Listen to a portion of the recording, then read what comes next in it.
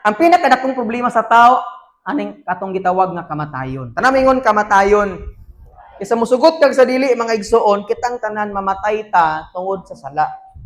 Unya kining sala nato igsoon, bayra nato ni human sa kamatayon nato aning ibabaw sa kalibutan, kamatayon sa impierno. Kaya na may duha ka klaseng kamatayon, sa lawas o sa kalag igsoon nato sa impierno. Pero kaysa unang panahon manggod, nag-offer sila tungod kay magpasalamat sila sa Ginoo. May kayo ha para makasabot mo. Nang sa gani, mag-offer sila og mananap para pasalamat sa Ginoo. Ikaduha, mag-offer sila og mananap para ang ilang sala mapasaylo. Pero katong pagpasaylo sa pag-ihaw sa mananap, temporary ra to. Para nis kalibutan, para sa sala nato dinis kalibutan para dili ta mamatay.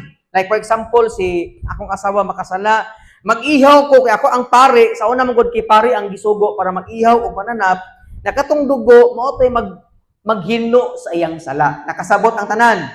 Karon, kay kaning pag-ihaw sa mananap, temporary ra man na. Kada adlaw ka mag-ihaw usa ka tuig. Purot ning mananap na to ani. Butang ato nay kanang mga manok nimo na ihawon nimo nay pura. Lunes ikaw no. Lord, salamat to na pa. Lord, ikaw na pod nok. Duha ni nabilin, Lord. Mangawat tulang nanin patay numi kay mukoy atong kadlang pastor kay manok nila di ba? So imong sabton ba? Sayang maihaw nimo tanang manok kay pa si Lord nga tanang mananap sumabot magkahurot kay magkadaghan man ang tao. So nakasabot sa punto mo nang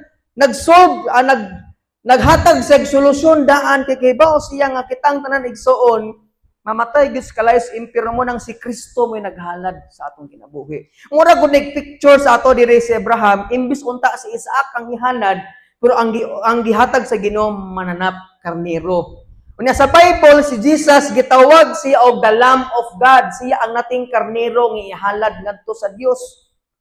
Nganuman ang paghalad ni Kristo sa iyang kinabuhi sa krus paigo na para pagpasaylo sa tong sala. Kaniadto unsa man na kadugayon unos ka na tawo 1980s o 1880s baka na tawo hangtod karon kayang pasayloon sa Ginoo.